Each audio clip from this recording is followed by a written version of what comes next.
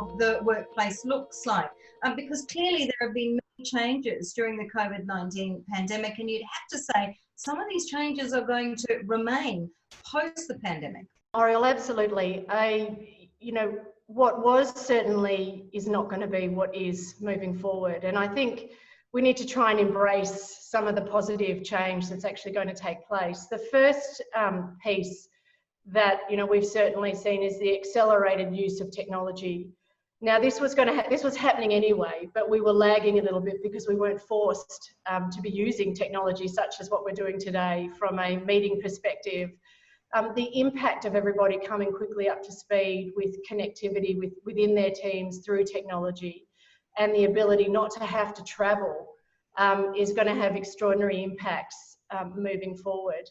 The other thing that we're starting to see evidence of are large teams shrinking in size so organisations don't have to carry the same overhead costs, but particularly in the disciplines of corporate affairs, organisations will be buying in certain skill sets based on what they need at different times.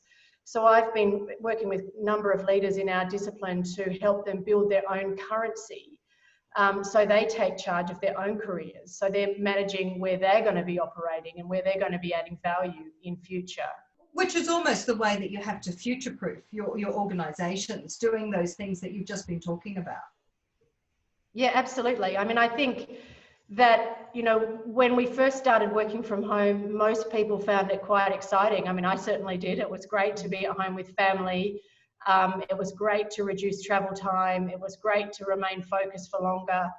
But then, now that that's starting to wear off, how do we make this, or how do we enable this for a more sustainable, longer term? How do we put the systems and processes in place to ensure that people remain, connected and that we don't lose that corridor conversation whilst operating in this more flexible and agile way?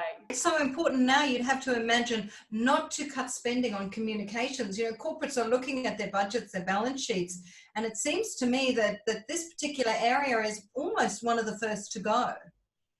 Yeah, it's a really sad thought, because I have to say that there's never been so much dialogue on the importance of communication, the rise of the internal communications professional, the need for CEOs to be communicating consistently and clearly, and it is an art. It's an art to, for a corporate affairs leader or a communications leader to actually manage, advise, help, decipher what channels are going to be most effective in creating and sharing those key messages. Okay, all right, Anna, it's such a pleasure to have you with us today. Thank you so much for joining us.